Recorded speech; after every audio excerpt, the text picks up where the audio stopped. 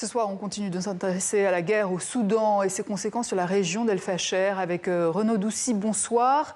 Vous êtes coordinateur terrain pour Solidarité Internationale. Vous êtes à Taouila. Vous travaillez au plus près des populations déplacées par la guerre après la chute d'El Fasher. Quelle est la situation à Taouila actuellement ?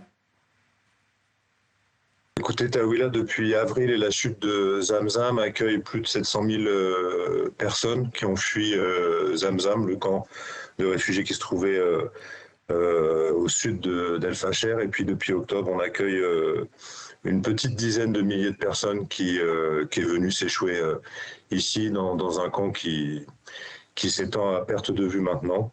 Et auprès des gens auprès desquels on arrive à couvrir 30 ou 40% des besoins que sont l'accès à l'eau, à un abri et à la nourriture. Est-ce que les combats se poursuivent dans la zone ?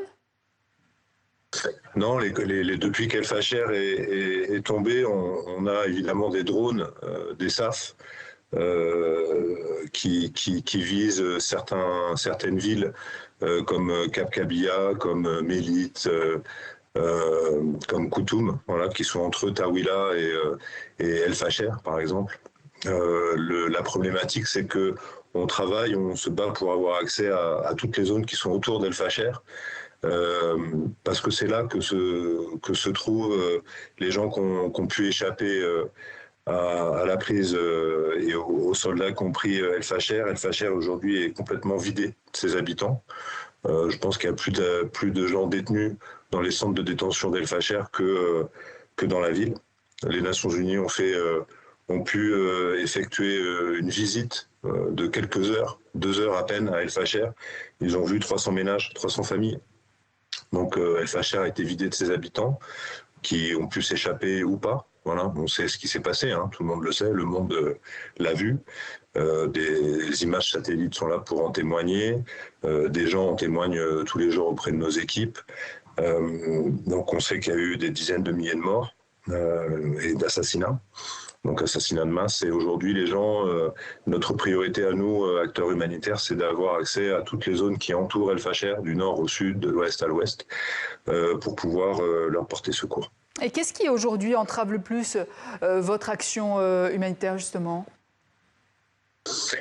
Écoutez, d'aller dans ces nouvelles zones-là, donc on a commencé à pouvoir y aller, c'était en septembre dernier. Donc vous voyez, c'est très récent. Avant la chute d'El Fasher, on a pu effectuer dans les 3 premiers villages entre Taouila et El Fasher, on est à 50 km d'El Fasher, 60 maximum.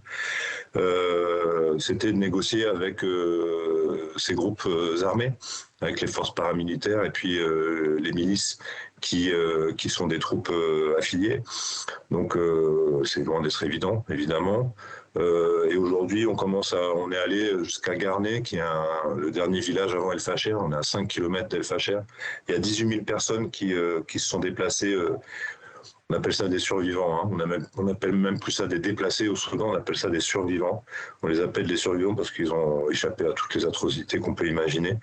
Dans ces 18 000 personnes, que des femmes et des enfants. Et quand vous leur demandez où sont les hommes, ils sont morts. Voilà, assassinés.